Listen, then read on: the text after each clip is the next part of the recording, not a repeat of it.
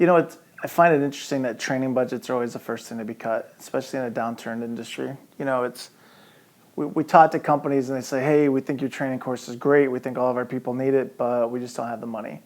I mean, I even have billion-dollar companies saying that they can't afford to send their guys to a training course that costs, $2,000. And in a downturn market, we talk about this great crew change all the time. How are we going to retain the level of knowledge that we need if we're letting the senior guys go with the experience and we're refusing to train the junior guys? And I say refusing to train because the training budgets are there.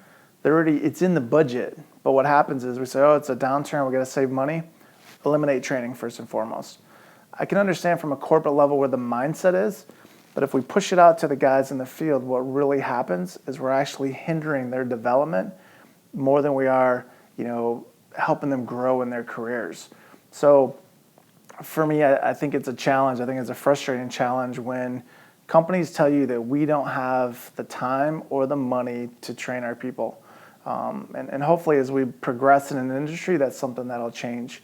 The military trains 24/7. Every recruit that comes in gets training.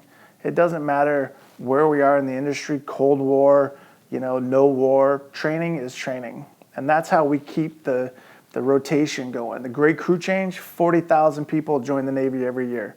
40,000 new recruits. 40,000 new recruits go through training. The Navy doesn't say, hey, we're not in a wartime situation. We'll wait to train some other time. They train each and every day. For the one time when they actually need to use it, they have it. So, I don't know. I think it's something that as we progress as an industry, hopefully we'll do better. Aviation, train. Military, trains. High reliability organizations, train. Oil and gas, first thing to go is training budget.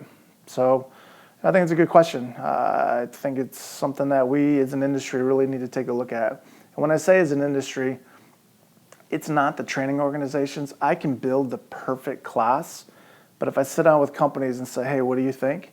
They say, hey, it's a fantastic course. We just don't have the money for it. And I go, what's the cost of training versus the cost of another Macondo? Do we have the guys ready to do their job when and if they need it? And a lot of times that question doesn't get answered because people don't want to face the facts. There are great training programs out there. There are a lot of companies that are providing value to the industry. Unfortunately, the industry doesn't see the value in the training. And until that changes, I think it's always going to be something that's a challenge.